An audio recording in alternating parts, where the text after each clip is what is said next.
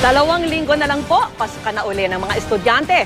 At bilang paghahanda sa mga gagamiting silid-aralan, tulong-tulong sa paglilinis ang mga magulang at ilang volunteers sa taunang Brigada Eskwela. Nakatutok si Dante Perelio. Mula Department of Education Complex sa Pasig City, nag-motorcade ang DepEd NCR sa pangungunan ni Secretary Armin Luistro hanggang Philippine School for the Deaf sa Pasay City. Ito ay para simula ng taunang bayanihan sa mga pampublikong paaralan, ang Brigada Eskwela.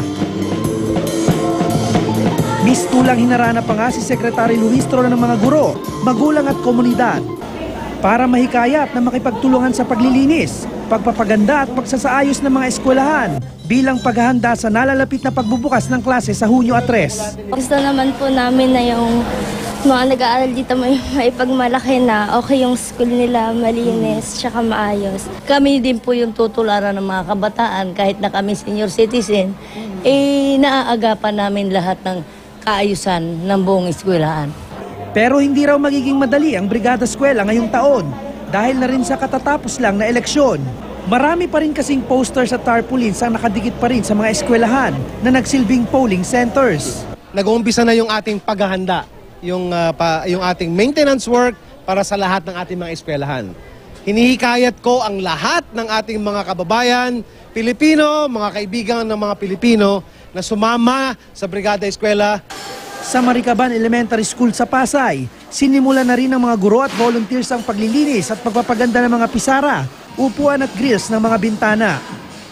Maging sa iba't ibang panig ng bansa, ramdam ang diwa ng bayanihan sa pagsisimula ng Brigada Eskwela. Sa Lawag City, kinumpuni ang mga sirang bintana at upuan sa Gabaldon Building na mahigit 100 taon nang nakatayo.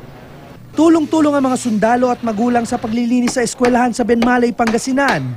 Sa Cebu, pininturahan ng mga dingding ng mga paaralan.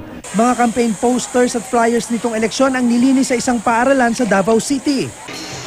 Hindi naman nakiisa ang panahon sa Zamboanga City. Dahil umuulan, nakakapote ang ilang magulang sa pagbibrigada.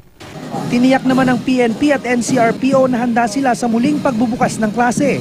10,000 pulis ang ipakakalat sa mga eskwelahan sa NCR para magbantay sa seguridad ng mga estudyante at magmando sa daloy ng trapiko. Dante Perelio, Nakatutok, 24 Oras.